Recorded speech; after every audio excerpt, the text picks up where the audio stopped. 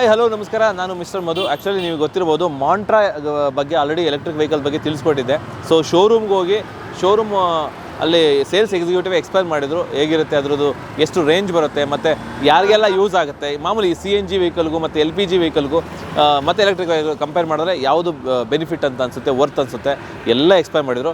But ಅದು ಬೇರೆ, ಯಾಕೆಂದರೆ ಒಬ್ಬ ಸೇಲ್ಸ್ ಮ್ಯಾನ್ ಆಗಿ ಸೇಲ್ಸ್ ಮನೆಗೆ ಎಕ್ಸ್ಪ್ಲೈನ್ ಮಾಡೇ ಮಾಡ್ತಾರೆ. ಬಟ್ ಇವಾಗ ರಿಯಲ್ ಫ್ಯಾಕ್ಟ್ ಏನಪ್ಪ ಅಂದರೆ, ಇಲ್ಲಿ ನಮಗೆ ಕಸ್ಟಮರ್ ಇದ್ದಾರೆ. ಸೊ ಇವ್ರನ್ನ ಕೇಳೋಣ ಹೆಂಗಿದೆ, ಸೊ ಎಲೆಕ್ಟ್ರಿಕ್ ಆಟೋಗಿಂತ ಎಲೆಕ್ಟ್ರಿಕ್ ಮತ್ತು CNG ಆಟೋಗಿಂತ ಯಾವ್ದು ಬೆಸ್ಟು ಪ್ರತಿಯೊಂದು ತಿಳ್ಕೊಂಡು. ಸೊ ಬನ್ನಿ ಮಾತಾಡ್ಸೋಣ. ಮೇಡಮ್ ಸರ್, ಇದು ನಾನು ಒಂದು ವರ್ಷದಿಂದ. ಓಕೆ, ಮುಂಚೆ ಬೇರೆ ಗಾಡಿ ಓಡಿಸಿದ್ರೆ ಡೈರೆಕ್ಟ್ ಎಲೆಕ್ಟ್ರಿಕ್ ಓಡಿಸ್ತಾರಲ್ಲ? ಇಲ್ಲ ಸರ್, ಬೇರೆ ಗಾಡಿ, ಗ್ರೀನ್ ಗಾಡಿ ಓಡಿಸ್ತಾರೆ. ಓಕೆ, ಅಂದರೆ CNG ಗಾಡಿ? ಹೌದು, ಗೇರ್ ಗಾಡಿ CNG ಗಾಡಿ. ಸೊ ಈಗ ನೀವು ಆ ಗಾಡಿ ಓಡಿಸಿದ್ರೆ ಪ್ಲಸ್ ಎಲೆಕ್ಟ್ರಿಕ್ ಓಡಿಸ್ತಾ ಇದ್ದೀರಾ.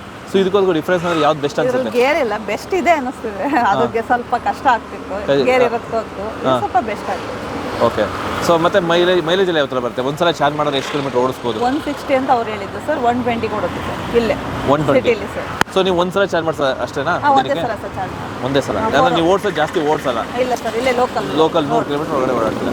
ಸೊ ಹೆಂಗೆ ದಿನಕ್ಕೆ ಎಷ್ಟು ಸಂಪಾದನೆ ಮಾಡ್ಬೋದು ಸರ್? 700-2000 ಗಂಟೆ ಮಾಡ್ಬೋದು. ಮತ್ತು ನಿಮಗೆ ಮಂತ್ಲಿ ಕರೆಂಟ್ ಬಿಲ್ ಎಷ್ಟು ಬರ್ಬೋದು? ಸರ್ 3000 ಬರುತ್ತೆ. 3000 ಇನ್ಕ್ಲೂಡಿಂಗ್ ಚಾರ್ಜಿಂಗು ಮತ್ತು ಮನೆಯದೆಲ್ಲ ಸೇರಿ? ಮನೇಲಿ ಸೇರಿ. ಓಕೆ, ಅಂದರೆ ಇದಕ್ಕೆ ಅಂತ ಎಕ್ಸ್ಟ್ರಾ ಎಷ್ಟು ಬರ್ತಿದೆ ಗೊತ್ತಾಗುತ್ತಾ? ಐಡಿಯಾ ಇದೆಯಾ? ಇದಕ್ಕೆ ಒಂದು ಎಕ್ಸ್ಟ್ರಾ 1.5 ಬರ್ಬೋದು. 2.5 ಬರ್ಬೋದು. ಮನೇಲಿ ಮಾಮೂಲಿ ಏನಪ್ಪ ಬರ್ತಿತ್ತು. ಅದು ಗೃಹಲಕ್ಷ್ಮಿ ಯೋಜನೆ ಇದರಿಂದ ಸ್ವಲ್ಪ. ಇದೇ ನಿಮಗೆ NGO ಅವ್ರು ಕೊಟ್ಟಿರೋದಾ? ಹೌದು sir. Okay, Ambedkar health and education trust ಮತ್ತೆ ಪರಿಹಾರ ಟ್ರಸ್ಟ್ ಮತ್ತೆ ಯುನೈಟೆಡ್ ಕಂಪ್ನಿ 3 ಸೇರಿಸಿ ಒಂದು 100 ಮೆಂಬರ್ಸ್ ಬಡ ಹೆಣ್ಮಕ್ಳಿಗೆ ಕೊಟ್ಟಿರೋದು. ಓಕೆ, ಮುಂಚೆ ಇದನ್ನ ಆಟೋ ಓಡಿಸೋಕ್ಕಿಂತ ಮುಂಚೆ ಏನು ಕೆಲಸ ಮಾಡ್ತಾ ಇದ್ರು? ನಾನು ಸರ್ ನಾನು ಈವೆಂಟ್ ಕೆಲಸ ಮಾಡ್ತಾ ಇದ್ದೆ. ಓಕೆ, ಸೊ ಹೆಂಗಿದೆ ಜೀವನ ಇವಾಗ ನಿಮ್ಮದು? ಅದು ಚೆನ್ನಾಗಿದೆ ಸರ್, ಚೆನ್ನಾಗಿದೆ. ಈಗ ಬಂದಾದ್ಮೇಲೆ ನನ್ನ ಮಗನಿಗೆ ಎಜುಕೇಷನ್ಗೆ ಮತ್ತು ಮಗಳ ಎಜುಕೇಷನ್ಗೆ ಮತ್ತು ಮನೆಗೆ ಸ್ವಲ್ಪ ಅಮ್ಮ ಸ್ವಲ್ಪ ಹುಷಾರಿಲ್ಲ, ಅವ್ರಿಗೂ ಸ್ವಲ್ಪ ನೋಡ್ಕೊಳ್ತೀವಿ ಚೆನ್ನಾಗಿ. ಓಕೆ, ಎಸ್ಪೆಷಲಿ ಮೇಡಮ್ ಈಗ ಆ್ಯಕ್ಚುಲಿ ಹೆಣ್ಮಕ್ಳು ಅಂದ ತಕ್ಷಣವೇ ಆಟೋ ಡ್ರೈವರ್ಗಳು ತುಂಬ ಕಡಿಮೆ. ಯಾಕಂದ್ರೆ ಆಟೋದಲ್ಲಿ ಎಂತೆಂಥದೋ ಪ್ಯಾಸೆಂಜರ್ ಬರ್ತಾರೆ, ಮತ್ತು ಅವ್ರನ್ನೆಲ್ಲ ಕೆಲವು ರೂಢಾಗಿರ್ತಾರೆ, ಕೆಲವು ಡ್ರಿಂಕ್ಸ್ ಮಾಡಿರ್ತಾರೆ. ಸೊ ಎಲ್ಲ ಹೆಂಗೆ ಮ್ಯಾನೇಜ್ ಮಾಡ್ತೀರಾ? ಅಂದ್ರೆ ಬೆಳಗ್ಗೆ ಹೊತ್ತು ಅಂತ ಯಾರು ಸಿಗಲ್ಲ ಸರ್. ಅಂದ್ರೆ ಒಂದು 7:30 ಮೇಲ್ ಸಿಗ್ಬೋದು ಸರ್ ಅಷ್ಟೇ. ನಾವು ಒಂದು 8:30 ಹೆಣ್ಮಕ್ಳಿಗೆ ಸೇಫ್ಟಿ ಅಂದ್ರೆ ಒಂದು 8:30 ಗಂಟೆ ನಾವು ಮಾಡ್ಬೋದು ಸರ್. ಅಂದ್ರೆ ಗೊತ್ತಿರೋ ಏರಿಯಾ ಆದ್ರೆ ಮಾಡ್ಬೋದು ಸರ್, ಬೇರೆ ಏರಿಯಾ ಎಲ್ಲ ಮಾಡೋಕ್ಕಾಗಲ್ಲ. ಓಕೆ ಮೇಡಮ್, ಹೆಣ್ಮಕ್ಳಿಗೆ ಎಸ್ಪೆಷಲಿ ಎಲೆಕ್ಟ್ರಿಕ್ ಆಟೋ ಬೆಸ್ಟಾ, ಈ ಮಾಮೂಲಿ CNG ಮತ್ತು LPG ಬರುತ್ತಲ್ಲ ಅದು ಬೆಸ್ಟಾ? ಸರ್, ಈ ಲೋಕಲೇ ಓಡಿಸ್ತೀನಿ ಅಂದ್ರೆ ನಮಗೆ ಎಲೆಕ್ಟ್ರಿಕ್ ಬೆಸ್ಟ್ ಸರ್. ಸೂಪರ್ ಆಗಿದೆ, ಚೆನ್ನಾಗಿ ಓಡಿಸ್ಬೋದು. ಮತ್ತೆ ಕ್ಲಚ್ ಇರಲ್ಲ, ಮತ್ತೆ ರಿಸ್ಕ್ ಜಾಸ್ತಿ ಇಲ್ಲ ಸರ್, ಅಷ್ಟೇ ಚೆನ್ನಾಗಿದೆ ಸರ್. ಸೊ ಹೆಣ್ಮಕ್ಳಿಗೆ ಓಡಿಸೋಕೆ ಈಸಿ ಆಗುತ್ತೆ ಸರ್, ಡ್ರೈವಿಂಗ್ ಫ್ರೆಂಡ್ಲಿ. ಈಗ ನೀವು ಅಂದರೆ ನೀವು ಇದರಲ್ಲಿ ಪೆಟ್ರೋಲ್ ಹಾಕ್ಸ್ತಾ ಇದ್ರಲ್ಲ, CNG ಪೆಟ್ರೋಲ್ ಅಥವಾ CNG ಹಾಕ್ತಿದ್ರಿ. ಸೊ ಅದು ಎಷ್ಟು ದಿನಕ್ಕೆ ಖರ್ಚು ಮಾಡ್ತಾ ಇದ್ರಿ? ಅದಕ್ಕೆ ಸರ್ ಒಂದು 600-700 ರೂಪಾಯಿ ದಿನಕ್ಕೆ ಆಗ್ತಿತ್ತು ಸರ್. ಇವಾಗ ಇದರಲ್ಲಿ ಏನು ಒಂದು 200 ರೂಪಾಯಿ ಆಗ್ಬೋದು? ಅಷ್ಟು ಆಗಲ್ಲ, 100 ರೂಪಾಯಿ ಆಗುತ್ತೆ ಒಂದು ದಿನಕ್ಕೆ. 100 ರೂಪಾಯಿ ಆಗುತ್ತೆ. 100 ರೂಪಾಯಿನಲ್ಲಿ 1700 ರೂಪಾಯಿ ದುಡಿತೀರಾ. ಸೊ ಆಲ್ಮೋಸ್ಟ್ 1600 ರೂಪಾಯಿ ನಿಮಗೆ ಉಳಿತಾಯ ಆಗುತ್ತೆ. ಮತ್ತೆ ಏನಾದ್ರು ಸಮಸ್ಯೆ ಬಂದಿದೆಯಾ ಇಲ್ಲಿವರೆಗೂ 1 ವರ್ಷದಲ್ಲಿ? ಇಲ್ಲ ಸರ್, ಅಂತ ಸಮಸ್ಯೆ ಏನು ಫಾಲ್ಟ್ ಬಂದಿಲ್ಲ. ಸರ್ವಿಸ್ ಎಲ್ಲ ಚೆನ್ನಾಗಿ ಮಾಡ್ತಾರೆ ಸರ್. ಇಲ್ಲೇ ಉತ್ತರಳ್ಳಿ ಸರ್ವಿಸ್ ಚೆನ್ನಾಗಿ ಮಾಡ್ತಾರೆ, ಅರಳಿ ಛತ್ರ. ಓಕೆ, ಸೊ ಅಂದರೆ ನಿಮಗೆ ಶೋರೂಮ್ಗೆ ಹೋದಾಗ ನೀಟಾಗಿ ರೆಸ್ಪಾಂಡ್ ಮಾಡ್ತಾರೆ? ಎಲ್ಲ ರೆಸ್ಪಾಂಡ್ ಮಾಡ್ತಾರೆ ಸರ್. ನಾವೇನೇ ಹೇಳಿ ಪಾಪ ರಿಪೇರಿ ಮಾಡ್ಕೊಡ್ತಾರೆ ಸರ್, ಅದರಲ್ಲೇ. ಮೇಡಮ್, ಈಗ ನಿಮ್ಮಂತೆ ಎಷ್ಟೋ ಜನ ಹೆಣ್ಮಕ್ಳು ಸಮಸ್ಯೆಯಲ್ಲಿ ಇರ್ತಾರೆ. ಸೊ ಅವ್ರಿಗೆ ಹೊರಗಡೆ ಹೋಗಿ ಕೆಲಸನೂ ಮಾಡೋಕ್ಕಾಗಲ್ಲ, ಕೆಲಸ ಮಾಡೋಕೆ ಹೋದ್ರೂ ಸಂಪಾದನೆ ಕಡಿಮೆ, ಓದಿರೋದಿಲ್ಲ. ಹೌದು ಸರ್, ಅದು ಏನು ಗೊತ್ತಾ ಸರ್, ಅವ್ರಿಗೆ ಓಡಿಸ್ತೀನಿ ಅನ್ನೋ ಕಾನ್ಫಿಡೆಂಟ್ ಇರಬೇಕು. ಭಯ ಬಿಟ್ಟು ನಾವು ಓಡಿಸ್ತೀನಿ ಅಂತ ಇದ್ರೆ ಸರ್, ಇದರಲ್ಲಿ ಬೇರೆಯವ್ರ ಕೈ ಕೆಳಗಡೆ ಬೆದ್ಕೋಗ್ಬೇಡ, ನಾವು ಇಲ್ಲೇ ಸ್ವಾಭಿಮಾನವಾಗಿ ಬದುಕ್ತೀವಿ ಅಂದರೆ ದಯವಿಟ್ಟು ಈ ಆಟನ ಅವರು ಹೆಣ್ಮಕ್ಳು ಟ್ರೈ ಮಾಡ್ಬೋದು. ಸೊ ಅಂದರೆ ಈಗ ಬೇರೆ ಈಗ ಓದಿರೋರಿಗೇನೋ ಒಳ್ಳೊಳ್ಳೆ ಕೆಲಸಗಳು ಸಿಗುತ್ತೆ. ಸೊ ಓದಿರೋದಿಲ್ಲ ಅವ್ರಿಗೇನು ಒಂದು 10,000 ಸಂಬಳ ಕೊಡಲ್ಲ. ಬಟ್ ನಿಮ್ಮ ಥರ ಸ್ವಾಭಿಮಾನದಿಂದ ಬದುಕಿದ್ರೆ ತಿಂಗಳಿಗೆ 30,000 ಸಂಪಾದನೆ ಮಾಡ್ಬೋದು ಮಿನಿಮಮ್. ಎಷ್ಟು ಸಂಪಾದನೆ ಮಾಡ್ತೀರಿ ಇವಾಗ? ನಾನೀಗ 40,000 ಮಾಡ್ತೀರಿ.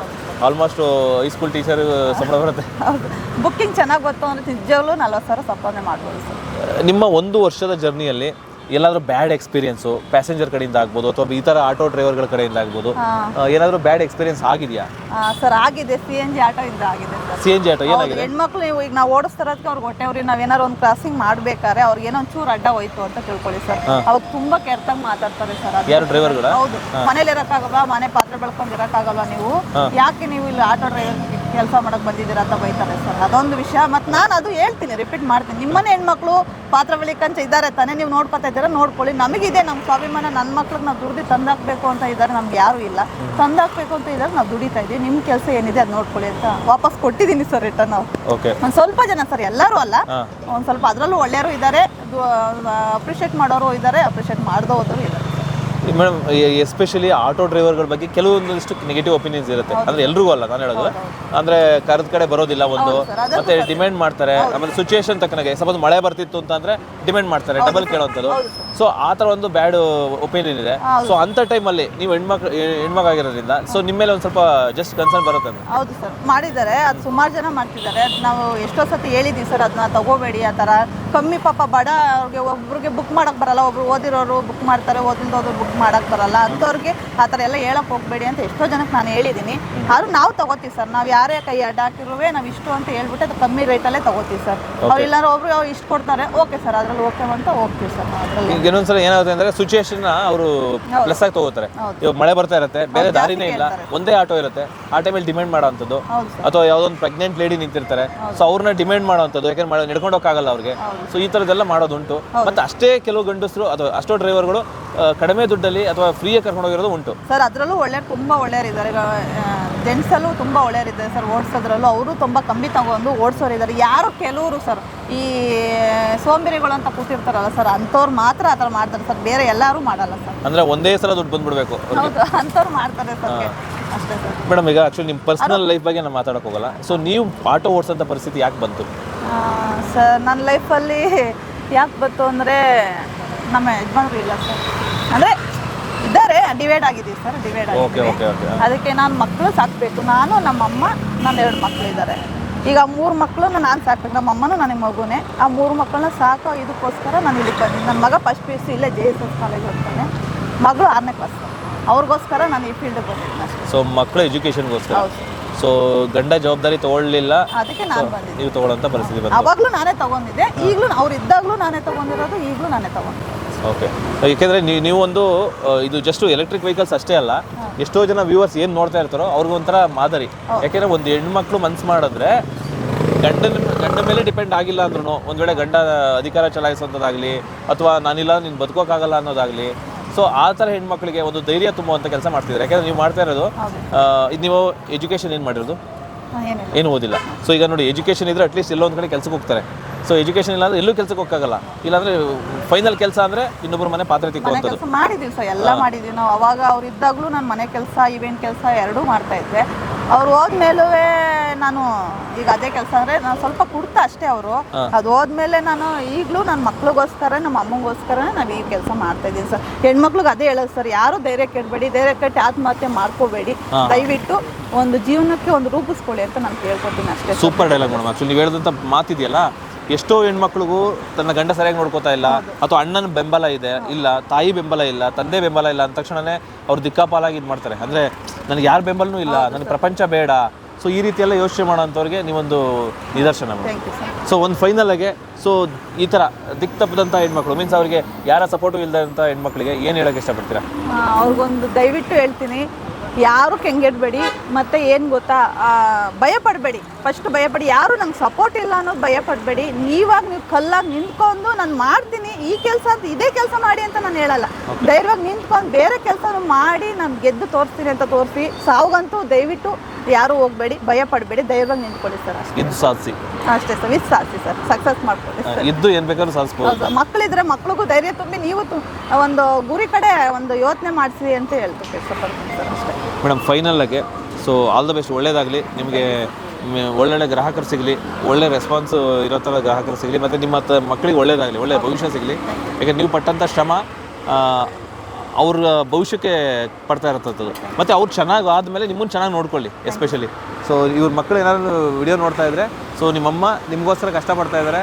ಸೊ ನೆಕ್ಸ್ಟು ನೀವು ಒಂದು ಒಳ್ಳೆ ಸ್ಥಾನಕ್ಕೆ ಹೋದ್ಮೇಲೆ ನಿಮ್ಮ ಅಮ್ಮನ್ನ ಚೆನ್ನಾಗಿ ನೋಡ್ಕೊಳ್ಳಿ ವಯಸ್ಸಾದಮೇಲೆ. ಯಾಕೆಂದರೆ ಇವ್ರು ಎಷ್ಟು ಕಷ್ಟಪಟ್ಟು ಸಾಕಿರ್ತಾರೋ ಅಷ್ಟೇ ಕಷ್ಟಪಟ್ಟು ನೀವು ಅವ್ರು ನೋಡ್ಕೋಬೇಕು. ಕಷ್ಟಪಟ್ಟಲ್ಲ, ಇಷ್ಟಪಟ್ಟು ನೋಡ್ಕೋಬೇಕು. ಓಕೆ ಮೇಡಮ್, ಒಳ್ಳೆಯದಾಗಲಿ. ಸೊ ಎಲ್ಲರಿಗೂ ಒಂದು ಮಾರ್ಗದರ್ಶನ. ಯಾಕೆಂದರೆ ನಿಮ್ಮದು ವಿಡಿಯೋ ಜಸ್ಟ್ ಆಟೋ ಬಗ್ಗೆ ನಾನು ವಿಡಿಯೋ ಮಾಡೋಣ ಅಂದ್ಕೊಂಡೆ, ಬಟ್ ನೀವು ಮಾಡಿದಂಥ ಶ್ರಮ ಇದೆಯಲ್ಲ, ಅದು ಎಲ್ಲರಿಗೂ ಒಂದು ಪೂರಕ ಅಂದರೆ ಮೀನ್ಸ್ ಸ್ಫೂರ್ತಿ. ಹೌದು ಸರ್. ಈ 100 ಮೆಂಬರ್ಸ್ ಯಾರೆಲ್ಲ ಕೊಟ್ಟಿದ್ದಾರಲ್ಲ, ಈ ಆಟೋ ಕೊಟ್ಟಿದ್ದಾರಲ್ಲ ಸರ್ ನಮಗೆ, ಕಮಿಷನರ್ ದಯಾನಂದ್ ಸರ್ ಆಗಿರ್ಬೋದು, ಪರಿಹಾರ ಟ್ರಸ್ಟ್ ಯಾರೆಲ್ಲ ಇದ್ದಾರೆ ಅವ್ರ ಹೆಸರೇ ಚೈತ್ರ ಮೇಡಮ್ ಇರ್ಬೋದು, ರಾಣಿ ಶೆಟ್ಟಿ ಮೇಡಮ್ ಇರ್ಬೋದು, ಎಲ್ಲ ಇರ್ಬೋದು. ಮತ್ತು ಸರ್ ಯುನೈಟೆಡ್ ವೇ ಕಂಪ್ನಿ ಮತ್ತು NGO ಮತ್ತು ಆನಂದ್ ಸರ್, ಚಂದ್ರ ಸರ್ ಅವ್ರಿಗೆ ನಾನು ಕೃತಜ್ಞತೆ ಹೇಳ್ತೀನಿ ಸರ್. ಅವ್ರು ಇಲ್ದಲೇ ಇವತ್ತು ನಾನು ಇಲ್ಲ ಸರ್. ಇವ್ರು ಕೊಟ್ಟಿರೋದಕ್ಕೆ ನಾನು ಇಷ್ಟು ಧೈರ್ಯವಾಗಿ ಆಟೋ ಓಡಿಸ್ತಾ ಇದ್ದೀನಿ. ಮತ್ತು ಅದ್ರ ಜೊತೆಗೆ ನಾನು ಕಲಿಸ್ಕೊಟ್ಟಿರೋರು ಗೋವಿಂದ್ ಸರ್ ಅಂತ ನಮ್ಗೆ ಅಂಕಲ್ ಒಬ್ರು ಇದ್ರು ನಮ್ಮ ಮನೆ ಪಕ್ಕ, ಅವರೇ ನಮಗೆ ಧೈರ್ಯ ಕೊಟ್ಟಿದ್ದು. ಆಟೋ ಕಲಿಯಮ್ಮ ನೀನು ಯಾಕೆ ಮಾಡಬಾರ್ದು ಅಂತ ಒಂದು ಧೈರ್ಯ ಕೊಟ್ಟಿದ್ದೆ ಅವರು ನನಗೆ. ಅವ್ರಿಗೊಂದು ನಂಗೆ ಕೃತಜ್ಞತೆ ಹೇಳ್ತೀನಿ ಸರ್ ಅಷ್ಟೇ. ಓಕೆ. ಸೊ ಬೇರೆ ಆಟೋ ಡ್ರೈವರ್ಗಳಿಗೆ ಹೇಳೋದೇನಪ್ಪ ಅಂತಂದರೆ, ಆಗಲೇ ಅವ್ರು ಹೇಳ್ಕೊಂಡ್ರು, ನಿಮ್ಮ ಮನೇಲಿ ಇರೋಕ್ಕಾಗಲ್ವಾ ಪಾತ್ರೆ ತೆಕ್ಕೊಂಡು, ಯಾಕಿಲ್ಲಿ ನಮ್ಮ ತಲೆ ತಿನ್ನಕ್ಕೆ ಬರ್ತೀರಾ, ಸರಿಯಾಗಿ ಆಟೋ ಓಡ್ಸೋಕೆ ಬರಲ್ಲ, ಈ ರೀತಿ ಬೈದಿರ್ತಾರೆ ನೀವು ಹೇಳಿದ್ರಿ. ಸೊ ಅವರು ಮನೇಲಿ ಇದ್ದಿದ್ರೆ ಆ್ಯಕ್ಚುಲಿ ಅವ್ರ ಮನೆ ಸಂಸಾರ ನಡೀತಾ ಇರಲಿಲ್ಲ. ಯಾಕೆಂದರೆ ನೀವು ಕಷ್ಟಪಟ್ಟು ದುಡಿದ್ರೆ ನಿಮ್ಮ ಮನೆ ಸಂಸಾರ ನಡೆಯುತ್ತೆ, ಹಂಗೆ ಅವ್ರು ದುಡಿದ್ರೇ ಅವ್ರ ಮನೆ ಸಂಸಾರ ನಡೆಯುತ್ತೆ. ಸೊ ಯಾರೋ ಹೆಣ್ಮಕ್ಳು ಅಂತ ಇದು ಮಾಡೋಕೆ ಹೋಗ್ಬೇಡಿ. ಅವ್ರ ಹೊಟ್ಟೆ ಪಾಡಿಗೋಸ್ಕರ ದುಡಿತಾರೆ, ನೀವು ನಿಮ್ಮ ಸಂಸಾರಕ್ಕೋಸ್ಕರ ದುಡಿತಾ ಇರ್ತೀರಾ. ಸೊ ಯಾರೂ ಇನ್ನೊಂದು ರೀತಿ ಆ ರೀತಿ ಬೇರೆ ಥರ ನೋಡಬೇಡಿ. ಯಾಕೆಂದರೆ ಕೆಲಸ ಯಾವುದೇ ಆಗಲಿ, ನಾವು ಸಮಾನರು ಅಂತ ಆಲ್ರೆಡಿ ನಮ್ಮ ಸಮಾಜದಲ್ಲಿ ಹೆಣ್ಣಿನ ಶೋಷಣೆ ಎಲ್ಲ ಹೊಟ್ಟೋಯ್ತು, ಅದು ಹಳೆ ಕಾಲ. ಇನ್ನು ನೆಕ್ಸ್ಟ್ ಆಲ್ಮೋಸ್ಟ್ ಗಂಡಿನ ಮೇಲೆ ಶೋಷಣೆ ಆಗ್ತಿದೆ ಎಷ್ಟೋ ಕಡೆ. ಬಟ್ ಇವಾಗ ಎಲ್ಲ ಸಮಾನರು, ಎಲ್ಲರೂ ಸಮಾನವಾಗಿ ನೋಡಬೇಕು ಸರ್. ಅದರಲ್ಲೂ ಕೆಲವರು ಇದ್ದಾರೆ, ಇಲ್ಲ ಅಂತ ಹೇಳಲ್ಲ. ಕೆಲವು ಪೊರ್ಕೆಗಳು ಇರ್ತಾರಲ್ಲ ಸರ್, ಯಾರೋ ಹೆಣ್ಮಕ್ಳು ಕಂಡ್ರೆ ಅವ್ರಿಗೆ ಆಗದಿದ್ದಂಥ ಹೆಣ್ಮಕ್ಳು ಕಂಡ್ರೆ ಆಗದಿದ್ದವ್ರು ಅವ್ರ ಮನೆಗೆ ಹೆಣ್ಮಕ್ಳು ಯಾರು ಬೆಲೆ ಕೊಡಲ್ಲ ಸರ್. ಇಲ್ಲೂ ಅವರು ಈ ಫೀಲ್ಡಲ್ಲೂ ಬೆಲೆ ಕೊಡಲ್ಲ ಸರ್. ಮನೇಲಿ ಬೆಲೆ ಕೊಡಲ್ಲ ಅಂದಿದ್ದವರು ಇಲ್ಲೂ ಹೆಣ್ಮಕ್ಳಿಗೆ ಯಾರಿಗೂ ಬೆಲೆ ಕೊಡಲ್ಲ ಅಂತ ಗಣಸರುಗಳು ಸರ್. ಸ್ವಲ್ಪ ಅಷ್ಟೇ ಕಿರಿಕಿರಿ, ಬೇರೆ ಬಿಟ್ಟರೆ ನನಗೆ ಯಾವ ಕಿರಿಕಿರಿ ಬಂದಿಲ್ಲ ಸರ್. ಇಲ್ಲ ಒಂದು ಟೈಮ್ ಅಷ್ಟೇ ಬಂದಿರುತ್ತೆ. ಈಗ 1 ವರ್ಷದಿಂದ ನಾನು ಓಡಿಸ್ತೀನಿ, ಒಂದೇ ಟೈಮ್ ನನಗೊಂದು ಕಿರಿಕಿರಿ ಬಂದಿರೋದು, ಬೇರೆ ಟೈಮ್ ಯಾವುದೂ ಬಂದಿಲ್ಲ ಸರ್. ಮೇಡಮ್, ನಿಮ್ಮ ಜೊತೆ ಕೂತ್ಕೊಂಡು ಹೋಗುವಂಥ ಪ್ಯಾಸೆಂಜರ್ ಕಡೆಯಿಂದ ಏನಾದರೂ ಮಿಸ್ಬಿಹೇವ್ ಮಾಡೋವಂಥದ್ದು? ಇಲ್ಲ ಸರ್, ಒಳ್ಳೆ ನನಗೆ ಬಂದಿರೋ ಪ್ಯಾಸೆಂಜರ್ ಸಿಕ್ಕಿದಾರಲ್ಲ, ನಿಜವಾಗ್ಲೂ ನಾನಂತೂ ಪುಣ್ಯ. ಅವ್ರು ನನಗೆ ಯಾವಾಗಲೂ ಒಳ್ಳೆ ರೆಸ್ಪಾನ್ಸ್ ಕೊಡ್ತಾರೆ, ಇನ್ನೂ ಒಳ್ಳೆ ಟಿಪ್ಸ್ ಕೊಟ್ಬಿಟ್ಟು ಹೋಗ್ತಾರೆ. ನನಗೆ ಚೆನ್ನಾಗಿ ಆಟ ಓಡಿಸ್ತೀರಾ, ನೀವು ಚೆನ್ನಾಗಿ ಇದು ಮಾಡ್ತೀರಾ, ಮಾತಾಡ್ತೀರಾ ಅಂತ ಅವು ಟಿಪ್ಸ್ ಕೊಟ್ಬಿಟ್ಟು ಹೋಗ್ತಾರೆ ಸರ್. ಆಮೇಲೆ ನಿಮ್ಮಂಥ ಹೆಣ್ಮಕ್ಳು ಡ್ರೈವರ್ ಸಿಕ್ಕಾಗ ಎಸ್ಪೆಷಲಿ ಹೆಣ್ಮಕ್ಳು ಸೇಫು, ಅಂದರೆ ಯಾವ್ದಾರ ಹೆಣ್ಮಕ್ಳು ನೀವು ನೈಟ್ ಹೊತ್ತು ಹೋಗ್ಬೇಕು ಅಂತಂದ್ರೆ ನಿಮ್ಮ ಜೊತೆ ಹೋಗಿ ಧೈರ್ಯವಾಗಿ ಹೋಗ್ತಾರೆ.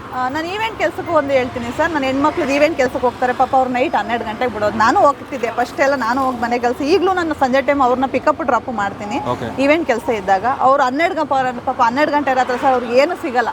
ನಿಮ್ಮ ಅಲ್ಲಿ ಗೊತ್ತಿರ್ಬೋದು ಈವೆಂಟ್ ಕೆಲಸದಲ್ಲಿ ಎಷ್ಟು ಗಂಟೆ ಆಗುತ್ತೆ, ನೈಟ್ ಬರೋದೇ ಪಾಪ ಲೇಟ್ ಆಗುತ್ತೆ ಅಂಥವ್ರನ್ನ ನಾನು ಪಿಕಪ್ ಡ್ರಾಪ್ ಮಾಡ್ತೀನಿ ಸರ್. ಹೆಣ್ಮಕ್ಳು ಅವ್ರು ಖುಷಿ ಪಡ್ತಾರೆ, ನಾನಿದ್ದೀನಿ ಅಂತ ಖುಷಿ ಪಡ್ತಿದ್ದಾರೆ. ಇವಾಗ ಧೈರ್ಯ ಈಗ ಬಂದಾಗ್ಲಿಂದ ನಾನು ಸ್ವಲ್ಪ ಧೈರ್ಯ ತುಂಬಿ ಅವ್ರಿಗೆ ಇದು ಮಾಡ್ತಿದ್ದೀನಿ. ಒಬ್ಬೊಬ್ರು ಹೋಗ್ತಾರೆ, ಇಲ್ಲ ಅಂತ ಹೇಳಲ್ಲ. ಒಬ್ಬೊಬ್ರು ಏನು ಗೊತ್ತಾ, ತುಂಬ ಕಿರಿಕಿರಿ ಮಾಡ್ತಾರೆ ಸರ್. ನೈಟ್ 12 ಗಂಟೆಲಿ ನೀವು ನೋಡಿರ್ಬೋದು ಬಸ್ ಸ್ಟಾಪಲ್ಲಿ ಎಲ್ಲ ಕಿರಿಕಿರಿ ತುಂಬ ಮಾಡ್ತಾರೆ. ಅಂಥ ಟೈಮಲ್ಲಿ ಅಲ್ಲಿ ನಾನೇ ಎಷ್ಟೋ ಸತಿ ನೋಡಿರೋ ಪ್ರಕಾರ ತುಂಬ ಕಿರಿಕಿರಿ ಸರ್ ಹೆಣ್ಮಕ್ಳು. ಈಗ ನಾನೇ ಬರ್ತಾ ಇರೋದಕ್ಕೆ ಅವ್ರಿಗೆ ತುಂಬ ಧೈರ್ಯವಾಗಿ ಹೋಗ್ತಿದ್ದಾರೆ ಸರ್ ಹೆಣ್ಮಕ್ಳು, ಈವೆಂಟ್ ಹುಡುಗಿರು ಸರ್. ಸೊ ಅಂದರೆ ನಿಮ್ಮಂಥ ಆಟೋ ಡ್ರೈವರ್ ವುಮೆನ್ಸ್ ಇರೋದ್ರಿಂದ ಎಷ್ಟೋ ಹೆಣ್ಮಕ್ಳಿಗೆ ಸೇಫ್. ಹೌದು, safe. Okay, thank you madam. Thank you sir.